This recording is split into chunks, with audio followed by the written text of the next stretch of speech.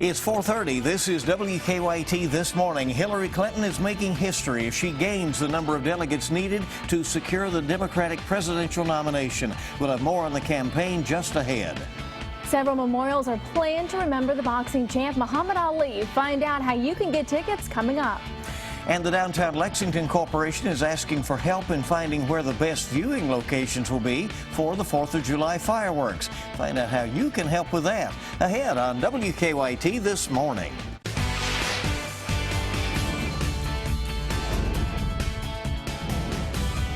This is WKYT This Morning. Good morning, and it's so good to have you with us here on WKYT on this Tuesday. It's June 7th. I'm Bill Bryant. And I'm Meredith Jones filling in this morning. Boy, I heard a lot of rumbles this morning, and I heard that you got a lot of rain. There was rain coming in this morning. Hopefully it's just a kind of a passing situation, and then we get back to those clear skies that we've been enjoying. I don't know if it's going to be that clear today, but it'll warm up. Let's check in with Micah. Yeah, and we're looking outside and seeing 3 cells passing through. Literally 3. 1, 2, 3, and it's not much to them. You're going to get a heavy downpour, and it'll last 5 minutes or so, and it passes on through. But if you're getting clipped by this, you're one of the unlucky ones. I actually got some rumbles of thunder as it rolled through early this morning. And this is traveling now into northern portions of Rockcastle County, and then you look back toward northern portions of Lee County and then down the Mountain Parkway. That's where you're seeing some of those rumbles of thunder. So they'll pass on through, and they'll get on out of the way, and they'll be gone by daylight. Temperatures are there in the 60s. We get into your afternoon right there in the 70s. A really nice looking day today, tomorrow. Then we look for a sizzle this weekend. I'll show you that in your forecast coming up. Okay, see you then. Thank you. Democratic presidential candidate Hillary Clinton is making history. Estimates show she now has enough delegates to become the presumptive Democratic nominee. It comes before the last round of primaries that are set for today in California, New Jersey, and 4 other states. Daniel Nottingham has more on the campaign. Hillary Clinton is the first presumptive female presidential nominee in U.S. history. CBS News estimates she now has enough delegates to clinch the nomination. We are on the brink of a historic,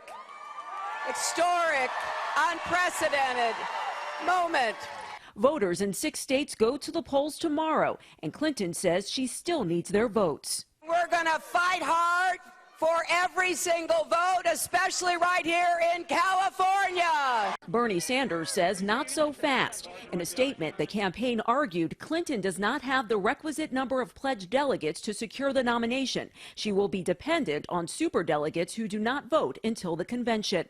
This weekend, Sanders said he would force a contested convention, but backed off a bit today. Let's assess where we are after tomorrow. White House officials say President Obama is ready to officially endorse Clinton and will soon start campaigning with her.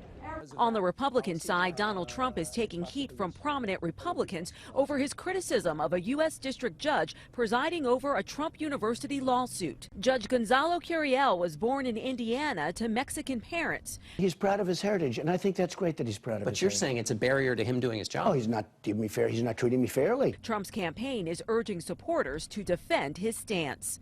Danielle Nottingham, CBS News, Los Angeles. Well, they say they just wanted to pay tribute to the greatest. Last night, hundreds of people gathered outside the Muhammad Ali childhood home in Louisville for a memorial service. It's one of many memorials being held this week in Louisville honoring the boxing champ. He died last week after a long battle with Parkinson's disease. Sean Moody was at last night's memorial. In the crowd that came out to Muhammad Ali's boyhood home, you might be surprised to hear there weren't many tears. In fact, the word most people talked about was hope. It's been sad, but then it's been hopeful that so many people are coming together. It gives you faith in humanity. It makes you think that you can change. It's like the evolution. Right. Think that we might have a chance as humans. Even in death, they said Muhammad Ali's spirit was still working to bring people of different backgrounds together. Just look at what's taking place out here tonight. Christians, Muslims, I saw some Indians here. All of us are together. People of all backgrounds, but maybe more importantly, people of all ages. There's a lot of positive kids out here, and for them to come out and show the positivity, it just shows a lot about our youth. We have a lot of dope dealers in this community, but we don't have a lot of hope dealers in this community. This crowd wants to be sure the young people who came out tonight take a lesson home. We've got to try harder and harder to make sure that these emotions right now carry on into some level of connective work to dealing with our social issues. After the service tonight was over, organizers led the children and the rest of the people who came out tonight on a short march down Grand Avenue. Tonight was all about living by Ali's principles, and they wanted to take that message to the entire neighborhood. Ali, Boumaier! Ali, Boumaier! That's the rallying cry from Ali's fight against George Foreman in the Rumble in the Jungle. Organizers here hope each of these kids will strive to be the next greatest. In Louisville, Sean Moody, WKYT. We're learning more about memorial services for Muhammad Ali that will be held later this week. The public memorial service will be held at the KFC Yum Center in Louisville Friday afternoon at 2 o'clock. Now, there are 15,000 free tickets available for that service. Those will be handed out beginning at 10 tomorrow morning at the Yum Center box office. You'll also be available to watch the service live on WKYT.com. Also last night, Ali's family announced Will Smith will be one of the pallbearers at his funeral. The actor who portrayed Ali in the movie Ali and a close family friend. On Thursday, an Islamic funeral prayer program will be held at noon at Freedom Hall. It's also open to the public. 14,000 free tickets to that will be handed out at the Freedom Hall box office this morning at 10 o'clock. Other news this morning was a close call for a Lexington police officer during a traffic stop. It happened last night about 9:30 near the intersection of 2nd and Race Streets.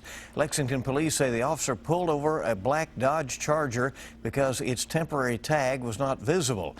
As the officer approached the car, police say the person inside drove off, nearly hitting the officer. The officer was not injured. Police say they have not found the driver yet, but they know who they're looking for. They say that person will be charged with fleeing police. We have some new information this morning about the federal case against an Eastern Kentucky police chief and his girlfriend. Yesterday, Lynch Police Chief Jackie Stewart and Reddy Morris pled not guilty to drug and weapons charges. A grand jury indicted them last week after a federal investigation into drugs being sold in the area.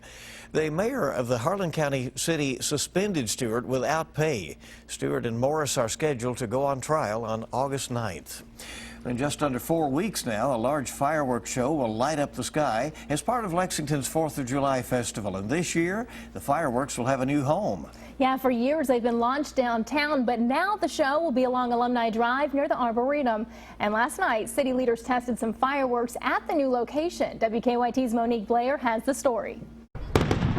Awesome! You may have seen these fireworks light up the sky tonight, but it was only a test run. The annual 4th of July fireworks show, paid for by sponsors, was moved this year from the longtime location of the R.J. Corman Rail Yard downtown. The same exact show, just a different venue.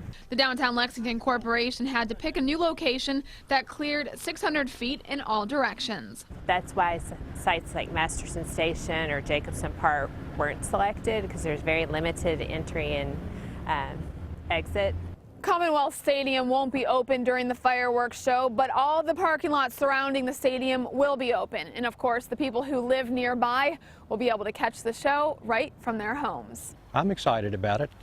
You know, it's a lot of pluses. The location near Commonwealth Stadium was also picked because the police already have a traffic management plan in place from having football games here.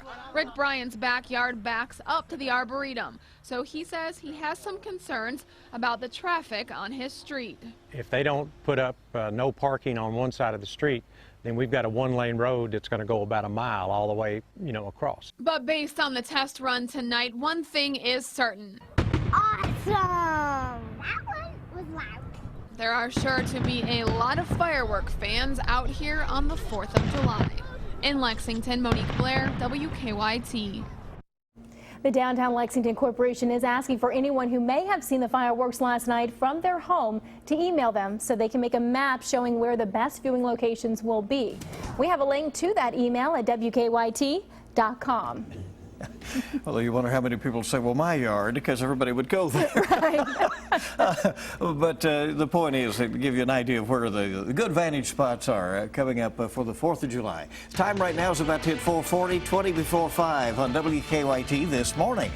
Do you cook with kohlrabi? Well, you'll want to after we share a delicious recipe. That's ahead when we come back on WKYT this morning.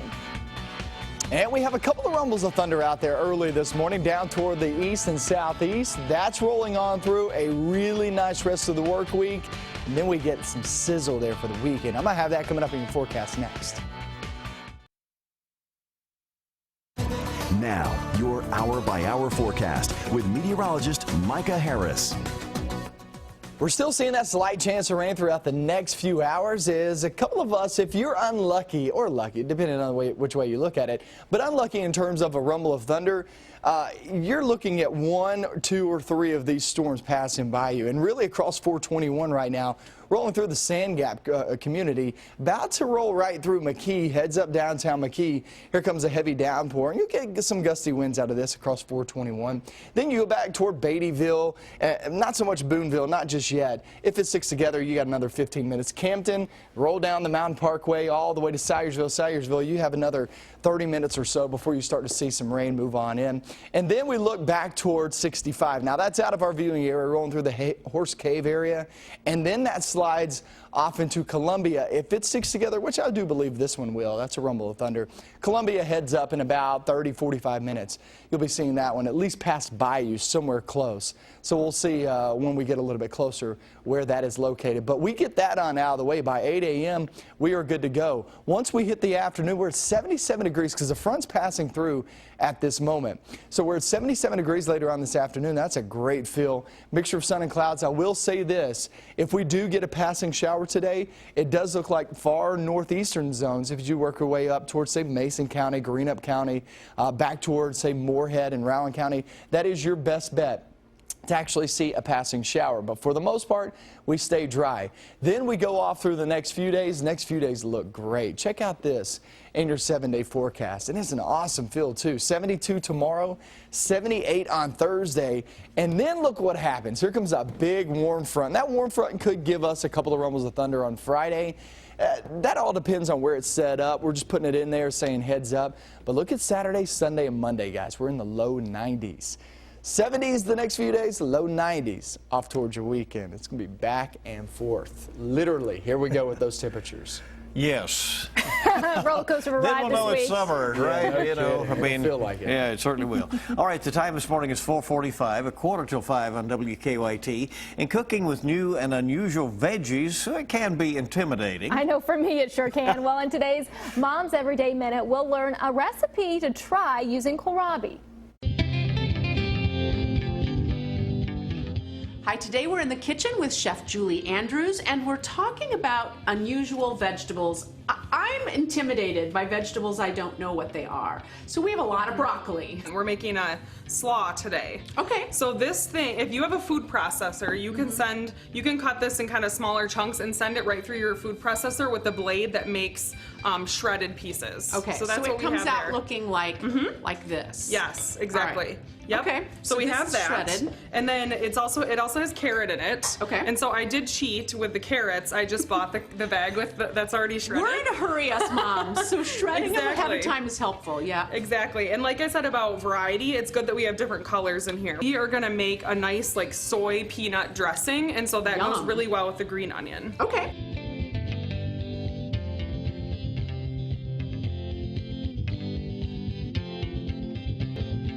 It looks delicious, and we'll have the recipe online for anybody that wants to check it out. So just head on over to momseveryday.com and you can have this fabulous recipe. Well, for these tips and more, just go to WKYT.com and click on Mom's Everyday. All right, now you know how to use kohlrabi, right? There you go, 4:47 now on WKYT this morning. Great to have you with us, and we're just getting started with all the latest news. Prosecutors have made their decision on whether or not to charge the parents of the young boy who fell into the Cincinnati Zoo gorilla enclosure. We'll have more on that coming up. Welcome back to WKYT this morning. It's 4:50 now, 10 till 5. The mother of a boy who fell into the gorilla exhibit at the Cincinnati Zoo will not be facing any charges. Prosecutors in Cincinnati made the announcement yesterday saying they could not find a reason to charge her. They say the mother was attending to all of her children at the time and the boy simply just got away from her. Video showed the gorilla dragging the boy through the water at the exhibit on May 28th. Zoo workers shot and killed the gorilla to rescue the boy. Investigators say he climbed over an outer barrier before falling about 15 feet into the exhibit. They say the boy was lucky he survived. Quite frankly, I don't know how he wasn't hurt. He did not have a concussion. He did not have broken bones. He may have just tumbled and landed flat on his back. In a statement released yesterday afternoon, the boy's family say they're pleased that no charges will be filed. The grill exhibit is expected to reopen today with a taller barrier. The trial of a man accused of killing a Lexington man and stuffing his body in a barrel began yesterday. Mark Taylor has been charged with murder and kidnapping for the 2013 death of Alex Johnson. Lexington police say they found Johnson's body in the Kentucky River. During opening statements, prosecutors say Taylor picked up Johnson at his apartment, then beat him to death in Taylor's car. They say Taylor then had the car cleaned and later destroyed. Johnson's mother also took the stand yesterday. Taylor's attorney asked her if she knew her son sold large amounts of marijuana. No, I didn't know at any time that he was. Johnson's girlfriend is also expected to testify, along with Timothy Ballard, who pleaded guilty to kidnapping and evidence tampering. He is testifying against Taylor as part of his plea deal.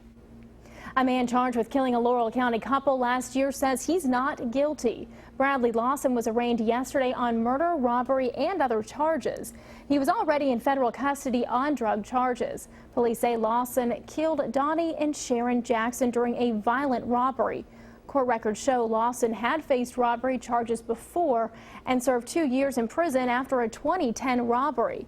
The judge set a $500,000 bond for Lawson in the double murder case. Challenges facing eastern Kentucky were the focus of the annual Shaping Our Appalachian Region Summit. It was held yesterday in Pikeville. At the summit, Congressman Hal Rogers said there is no one solution that will fix all of the region's problems. But Governor Matt Bevin suggested Kentucky's broadband internet initiative should focus on eastern Kentucky first. Reality is we started to broaden it, so now we were going to cover everything. We're going to wire the whole state, and while that's admirable, if you try to be everything to everybody, you end up being nothing to anybody. Governor Bevin also announced a $15 million endowment using coal severance and other funding to pay for economic development projects in eastern Kentucky. Well, coming up next, we'll have a look at some of the stories our news team is working on for you this morning. And we'll have another look at your morning forecast. That's all coming up. Good morning. It's 4:56 now, 4 before 5 on WKYT this morning. Now it's time to take a look at what we're working on this morning. There will be a public meeting today in Lexington to get people's opinions on a proposed water rate increase. Kentucky American Water Company is estimating that rates would go up by about $6 a month for average residential customers. We'll have details about the meeting, some of the issues involved, coming up in our next half hour.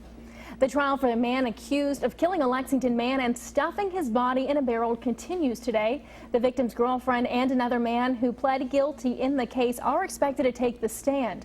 We'll have more on that ahead this morning on WKYT. We had some passing showers in the overnight hours, but by the time people are up and stirring this morning, it's probably going to all be moving on out. Let's check in with meteorologist Micah Harris. Yeah, that's going to be the case as that front passes on through. We have one cell that's about to cross over into portions of Adair County, heads up for that in Columbia, and then another cell down toward the south and southwest, or southeast rather. McKee getting in on the mix, 421. That's about to roll through Boonville here in just about 20 minutes or so. Another rumble of thunder just south of West Liberty, heading toward that McGoffin County area. Salyersville, you'll see that in just about 15 minutes. So we do have some out there, but like Bill was talking about, that moves on out for a beautiful day, not only for today, but the next few days. I'm going to show you how low those temperatures go, and also looking for that big time swing of temperatures for your weekend. It goes down and then it goes right back up. I'll have that coming up with another 2 hours of WKYT News.